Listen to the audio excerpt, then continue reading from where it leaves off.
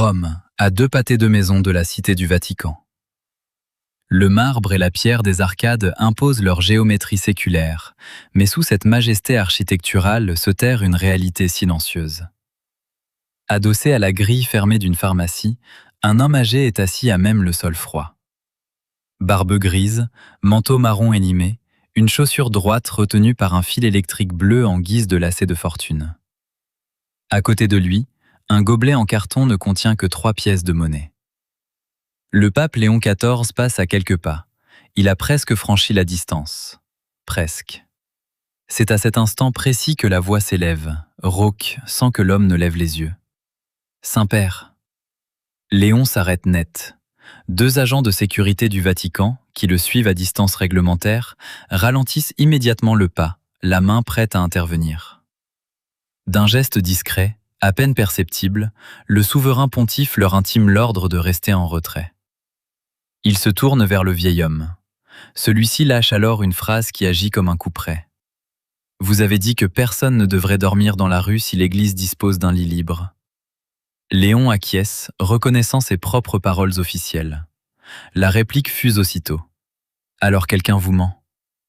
Le pape s'approche et s'accroupit pour placer son regard exactement à la hauteur de celui du mendiant. Le protocole s'efface devant l'interrogatoire des faits. L'homme s'appelle Antonio Rossi. Il a 78 ans et passe ses nuits sur les trottoirs romains depuis 14 mois. Lorsque Léon mentionne les refuges catholiques situés à proximité, notamment la Maison de la Miséricorde et ses 80 lits déclarés, Antonio le regarde enfin et brise l'illusion institutionnelle d'un simple haussement d'épaule. Selon lui, le nombre réel dépend uniquement de l'identité de celui qui pose la question. Si un homme vêtu de blanc immaculé vient s'enquérir du sort des pauvres, on lui offrira un café avant même de lui répondre. L'affrontement conceptuel éclate lorsque Antonio formule sa proposition insensée. Un échange complet d'identité et de vêtements pour une durée de 24 heures. Le secrétaire particulier du pape tente d'intervenir pour couper court à cette dérive, mais son réflexe protecteur ne fait que prouver le constat d'Antonio. La vérité est filtrée avant d'atteindre le sommet de la hiérarchie. 25 minutes plus tard, dans l'ombre d'une réserve du Vatican, l'évêque de Rome retire sa soutane blanche pour endosser un pantalon ordinaire, un pull gris bon marché et le manteau marron d'Antonio, imprégné d'odeurs de laine humide, de tabac froid et de pommade mentholée. Ses chaussures impeccables sont troquées contre une paire usée, trop grande, d'une demi-pointure, dont la semelle gauche est totalement lisse. Avant que Léon ne franchisse la porte pour plonger dans l'anonymat de la ville, Antonio lui impose une règle absolue, celle qui résume le gouffre entre le pouvoir et l'exclusion. Ne jamais révéler son véritable nom sous prétexte d'être maltraité, car le privilège du puissant a toujours été de ne jamais avoir besoin de décliner son identité pour qu'une porte s'ouvre. À 17h11, le compte à rebours commence. Moins d'1 heure plus tard, Léon se heurte à la porte close de la Maison de la Miséricorde. À travers le guichet, un employé rejette froidement sa demande pour absence d'orientation administrative préalable. Pourtant, au détour d'une grille de service entr'ouverte, Léon observe la cour intérieure. Par les fenêtres du rez-de-chaussée, des lits superposés sont visibles. 2 lits vides dans une pièce, 3 dans une autre. Pourquoi la structure annonce-t-elle complet alors que des couchettes demeurent inoccupées ? Le système dissimule-t-il une simple défaillance logistique ou une mécanique administrative bien plus sombre ? À 20h, le pape Léon se fond dans une file d'attente qui s'étire devant une autre paroisse romaine. Plus de 70 silhouettes attendent en silence dans le froid. Juste devant lui se tient une femme vêtue d'un manteau rouge trop grand pour elle, quelques mèches de cheveux gris s'échappant d'un bonnet de laine. Elle s'appelle Teresa Marino, elle a 82 ans. Ancienne femme de chambre dans un hôtel, veuve, elle a vécu 38 ans dans le même appartement avant la vente de l'immeuble, l'explosion du loyer et la maladie de ses proches. Voilà 6 mois qu'elle dort dans la rue. Lorsque Teresa arrive au comptoir de distribution et tend sa carte magnétique, l'appareil électronique émet un bip strident.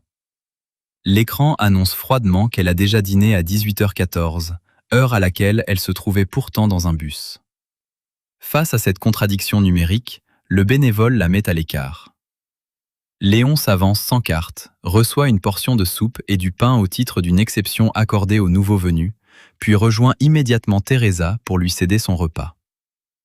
Intriguée par cet homme qui affirme être devenu sans-abri juste après le déjeuner et qui avoue avoir été prêtre, Teresa lui tend sa carte enregistrée à la Maison de la Miséricorde. Elle lui confie avec ironie que, selon ce morceau de plastique et son tuteur, tout va parfaitement bien pour elle. Léon mémorise le numéro de code-barre, constatant le premier indice d'une réalité parallèle où les données administratives attestent de prestations que les corps affamés ne reçoivent jamais. La nuit se fragmente en une succession d'expulsions polies et d'attentes sous la pluie. Léon ne dort que 17 minutes sous le porche d'une église avant que la police ne disperse les sans-abri pour préparer la venue d'une délégation gouvernementale. À 1h10, il erre près du fleuve, s'abrite à 2h08 sous un auvent, puis doit céder la place à un commerçant matinal. À 3h19, le commandant de la garde pontificale réapparaît dans l'obscurité, pressant Léon d'interrompre l'expérience. Mais Léon refuse, obnubilé par l'incohérence des livides. À 4h06, une camionnette de la Maison de la Miséricorde embarque des sans-abri enregistrés sur une liste confidentielle pour un accueil d'urgence, rejetant une nouvelle fois le faux Antonio Rossi. À 8h précises, les portes du centre social s'ouvrent enfin. Teresa entre la première, suivie de près par Léon. L'employé scanne sa carte et égrène un bilan stupéfiant.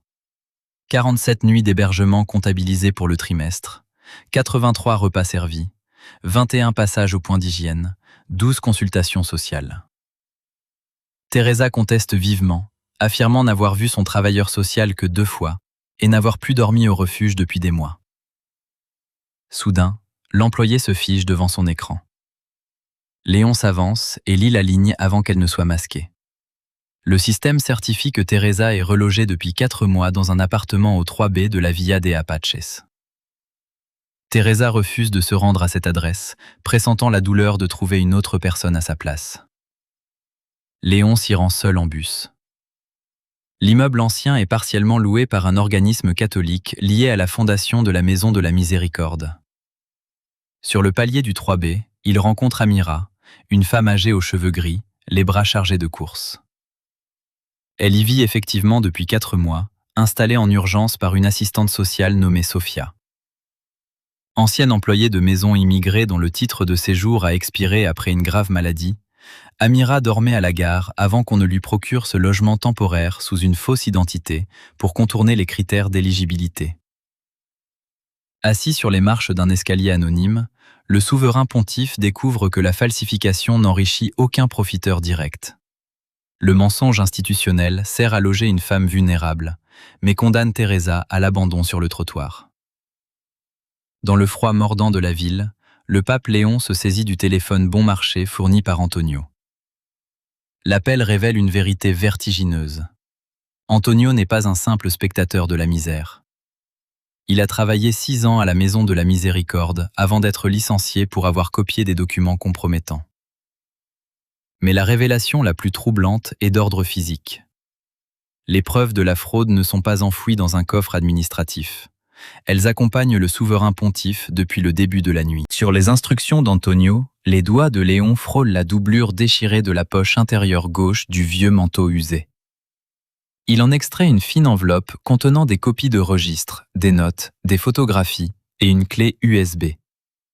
Un fardeau de secret porté sur le dos du vieil homme pendant 14 mois d'errance. À travers le grésillement de l'appareil, l'engrenage institutionnel est mis à nu. Au départ, le personnel détournait les cartes actives de clients documentés comme Teresa pour attribuer des repas et des soins aux sans-papiers, masquant une véritable miséricorde sous de fausses écritures. Mais la mécanique de la charité subventionnée est implacable. Face aux exigences de rentabilité des donateurs et des contrats gouvernementaux, ces statistiques d'assistance sont devenues une monnaie d'échange vitale. Plus l'institution rapportait de succès, plus les financements augmentaient, finançant l'ouverture de bureaux et l'embauche de cadres.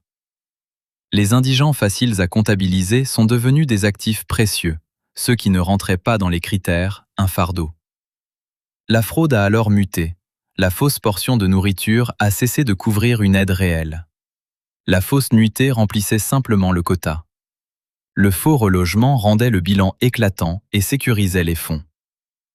Léon comprend soudain la manipulation d'Antonio. Si le vieil homme lui avait remis l'enveloppe au chaud dans les murs du Vatican, le pape aurait convoqué une commission, écouté les justifications bureaucratiques sur les failles du système et géré l'affaire en toute discrétion, pendant que Teresa continuerait de mourir sur le trottoir. Le diagnostic d'Antonio est tranchant, blessant. Le pape et son administration souffrent de la même maladie, cette propension à occulter une part de la vérité en estimant que le but final justifie les moyens. Furieux mais métamorphosé par cette nuit d'humiliation, Léon retourne à la maison de la miséricorde. Toujours sous les traits du mendiant, il exige de l'employé de l'accueil de connaître la vérité sur la capacité d'hébergement. S'accrochant à la ligne officielle, elle affirme détenir 80 lits permanents. Lorsqu'il évoque le chiffre confidentiel de 62, elle appelle la sécurité. Jeté dehors sans ménagement, le regard du pape s'arrête sur un rapport annuel encadré avec ostentation. Presque 80 lits occupés chaque nuit. La direction avait artificiellement élevé 18 simples matelas de secours jetés sur le sol, au rang de literie permanente, pour simuler une croissance continue. La mascarade expérientielle prend fin pour laisser place à la force de frappe de l'Église. Léon contacte l'évêque Marchetti et déclenche une inspection inopinée foudroyante. Les auditeurs indépendants et la commission des licences investissent la fondation. En 43 minutes, Marchetti dresse le constat d'une administration schizophrène. L'institution invente des personnes absentes pour gonfler ses subventions, tout en hébergeant clandestinement 14 personnes sans papier, comme Amira, qui n'existe officiellement pas dans ses registres. Le point de rupture psychologique culmine à 15h18 dans une salle de conférence feutrée du Vatican. Monseigneur Paolo Viscari, directeur charismatique de la Fondation, entre avec l'assurance du dignitaire convaincu de maîtriser les rouages de l'aide sociale. Face à l'évêque Marchetti et aux auditeurs, il cherche le Saint-Père du regard. La chaise centrale est vide. La porte s'ouvre alors sur un sans-abri. Manteau marron exhalant la laine humide, vieilles chaussures, bonnet tricoté. Viscari se fige, le sang désertant ses traits. Il reconnaît instantanément le manteau du lanceur d'alerte. Léon retire lentement son bonnet, s'assied et abat ses cartes institutionnelles avec une froideur chirurgicale.